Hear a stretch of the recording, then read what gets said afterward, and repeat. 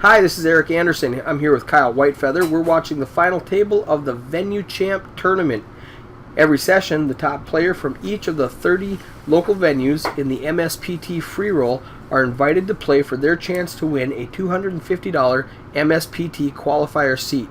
And if you're interested in finding out more, check us out at www.msptfreeroll.com.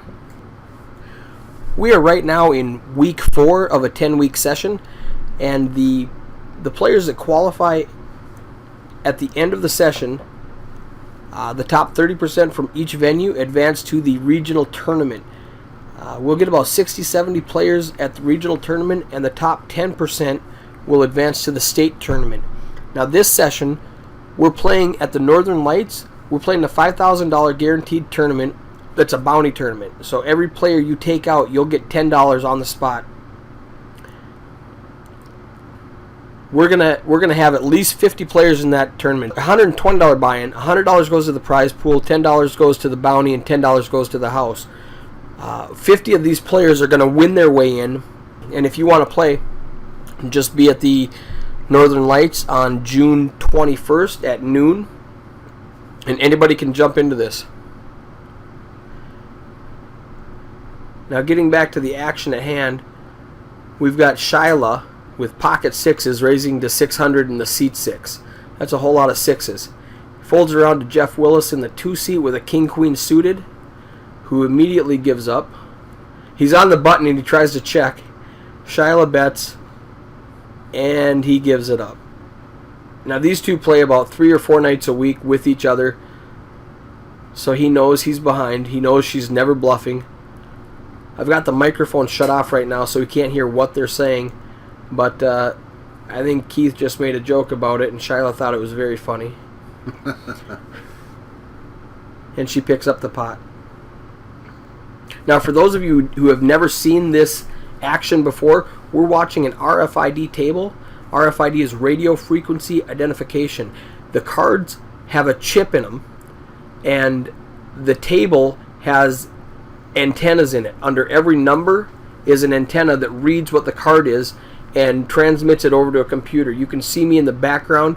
I'm on the computer manually typing in the bet sizes so you can follow along with the action.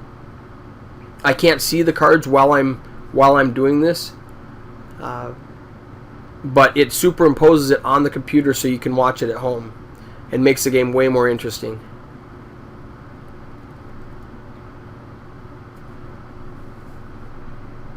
Everybody's folding around. A whole lot of nothing. And limp. Limps around to Gary Becker, who raises to 700 with an ace 4 in the small blind. With the third best hand at the table. Yeah.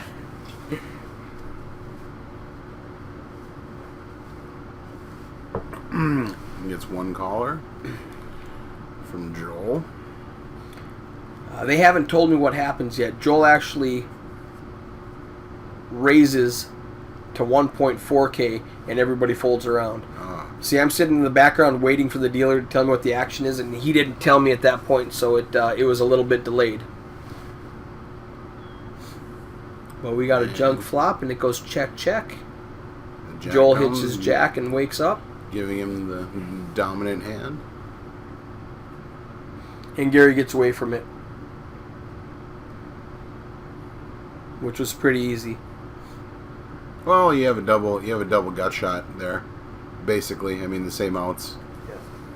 As an open ender. Yeah, as an open ender. I might have given it a call and see what happened on the river, but that's me. There's always a river. If it wasn't for the river, there'd be no fish.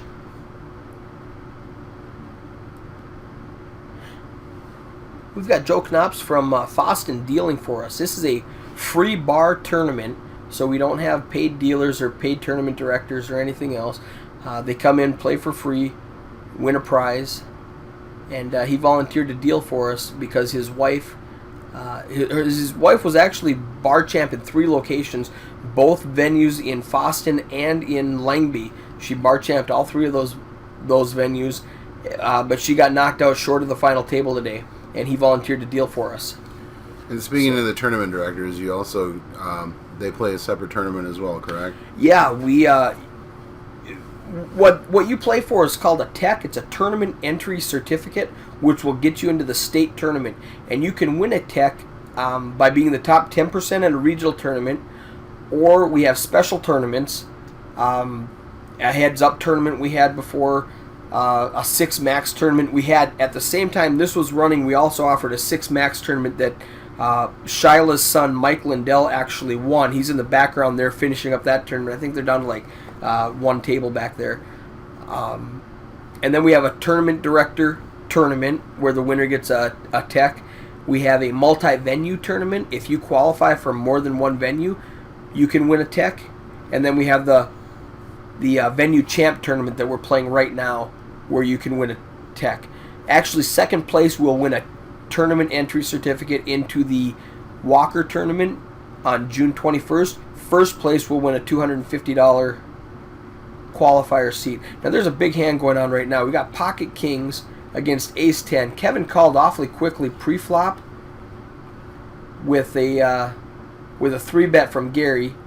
And now he's stuck in a decision for all his chips because he checked. Yeah, statistically he's a favorite, and he has to know he's got nut draw outs, but that's the rest of his stack on a draw. Missed the 4 of hearts one time.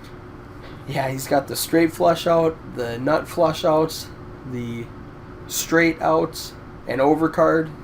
You know, he's got a lot of outs to play with, but is it worth his tournament life?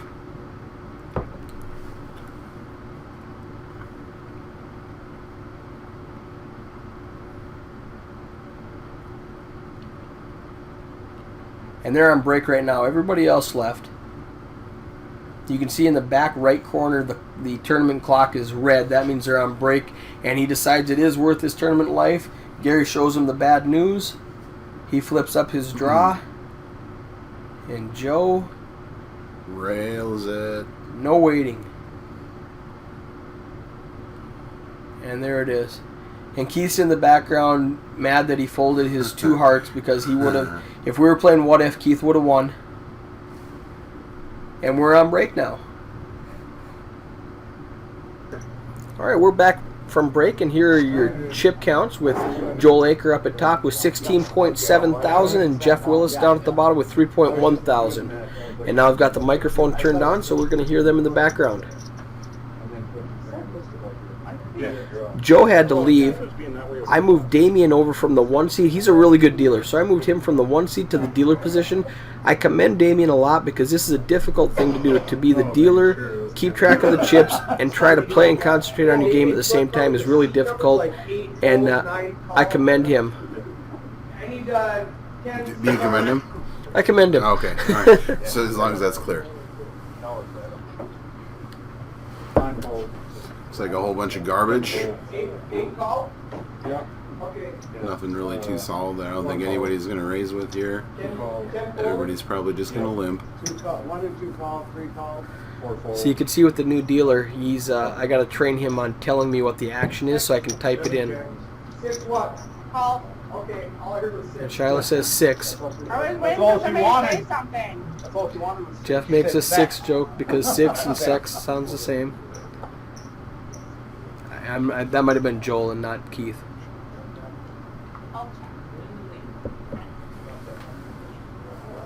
Very passive play here. We've got 6 players. Everybody limps in. Jeff with a pocket pair. 2 aces, a pocket pair, a king, 2 kings. 6 raises. And nobody raised pre-flop. 7 and 8 fold. 10 calls. Or 1. And someone's really going off with the sex jokes. Because 6 rhymes with sex, so that's funny. Yeah. Okay. 3. I would almost make a 90s called joke, but those are just as bad.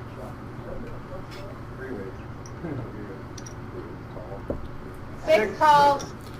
Now, thankfully, I've got Ryan Newquist standing next to me, and he's going to start doing all the action for me, so I don't have the whole table yelling at me. Okay. And Clayton's got the absolute nuts. There's no possible hand that he could lose to. 1 check.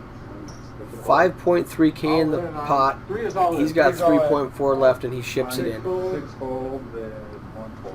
One Yeah, fold. this is a 6, not a 9. That's good enough to take it down. Taylor's on 6. You don't care if it. Yeah. And Keith just told another joke that he thought was very funny. Hilarious. I think he almost turned red.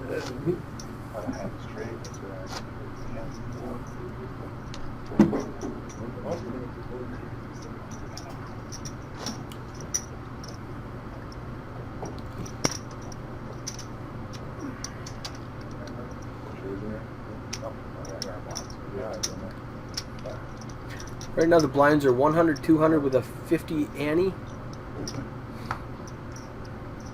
Like it says right at the top of your screen.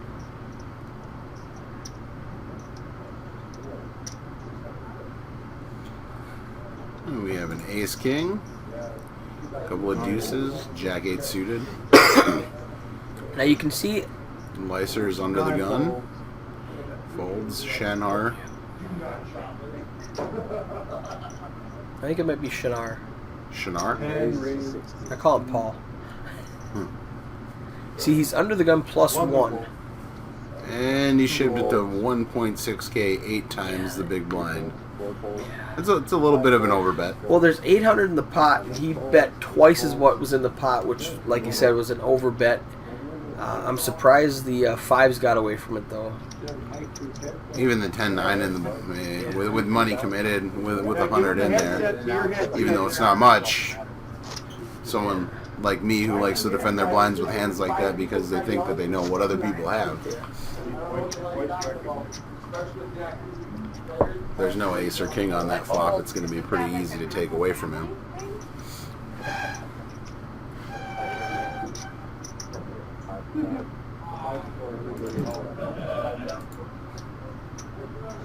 You're all yelling at There's someone squeaking their chair in the background.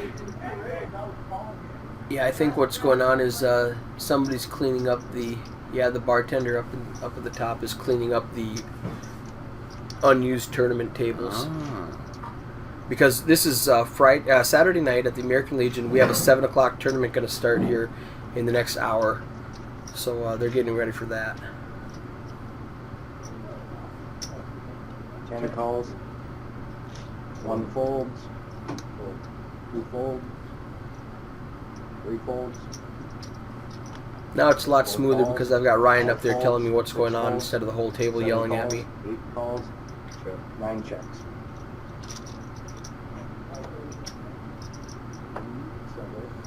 Look at this. King Jack 8 flop. 2 pair versus top there. Family bet 6. Yep. Paul in the 10 seat is a venue champ in Deer River at 7 noon, calls, 8 folds, and Becker in the 4 seat is the venue champ at Deer River at 7 o'clock. So these guys play with each other twice a day, every week, for the last 4 or 5 years. 10 bets 8. King leads out and bets 8. 4 And a smooth call. He,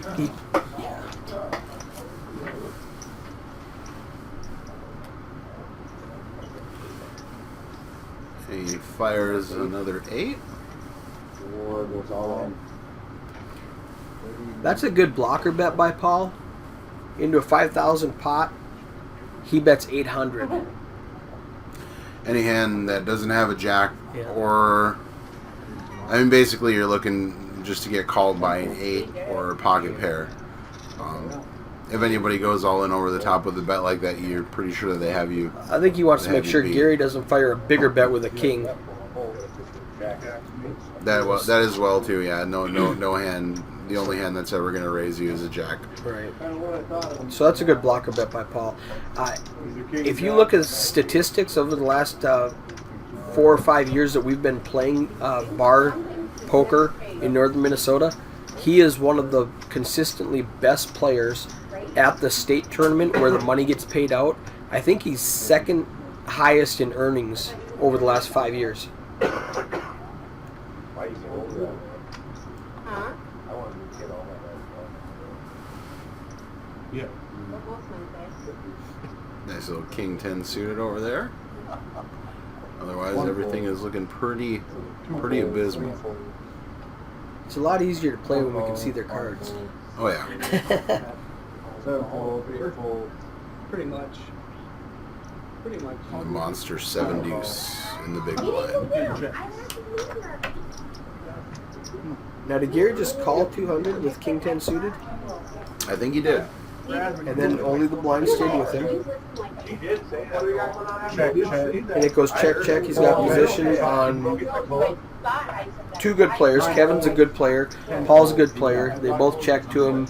He just makes a stab with the best hand and takes it down. Good job, Gary. Bet that got shot. Clean out your ears.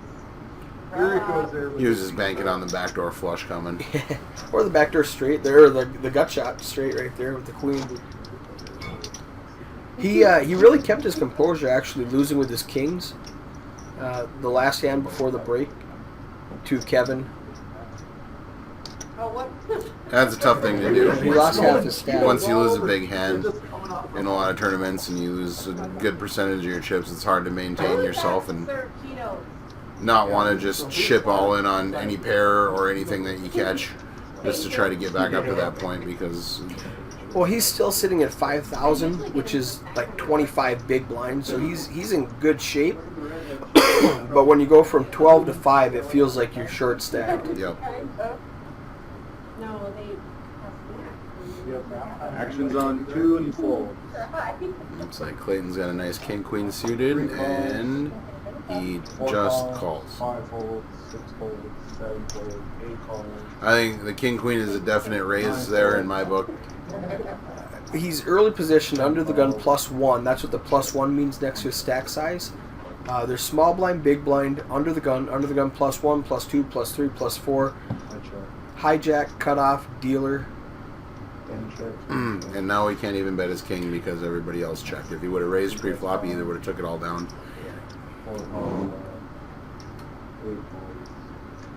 It might be good for him since there's a flush draw out there. It's kind of hard to make any kind of call with second pair. 1 fold. 2 calls. Yeah. Well, one, Or no, one, one call, 2 players. Oh, Oh, now we got the Jack of Hearts on the turn, giving Clayton the royal draw. he's got the best hand, Calls. the best draw. Now the flush draw isn't so scary. 4 calls. The nine's a Oh, complete that's blank. dirty. Oh, nah. I totally missed that. Becker picks up. Becker calls with a flush draw, gets runner 2 pair. Call. 3 calls. And Clayton sees the bad news. And he leads out 1,000 to 4,000 pot, and Clayton just has to call him off. Saying, The way the hand is played, you have to. It could be easy to Yeah. put him on a flush draw. Yeah, he knew you missed your flush draw. I call your 1,000 because he didn't put him on the ace at all. And it's a tactic a lot of people use to bet the river if it's checked to them, and then they completely miss their draws because it's a high. It's a. Yep. As far as bluffs go, it's good. It's a good bluff to do because you pick up the pot a good percentage of the time that your opponent doesn't have anything better than second or third pair. And Clayton did a good job checking to keep the pot small and just pick off the bluff. Because if he leads out there and Gary's got nothing, Gary folds and he doesn't win anything Yep. more.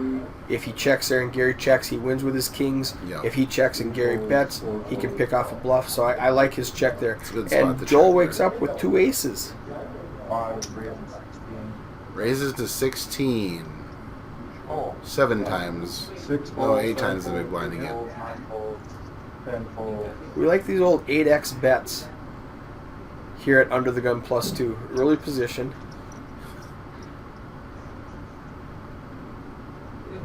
One folds. And Damien is He more just- than happy to lay his fours down. And Joel shows the aces, and Damien smiles and goes, "Yep." Everyone.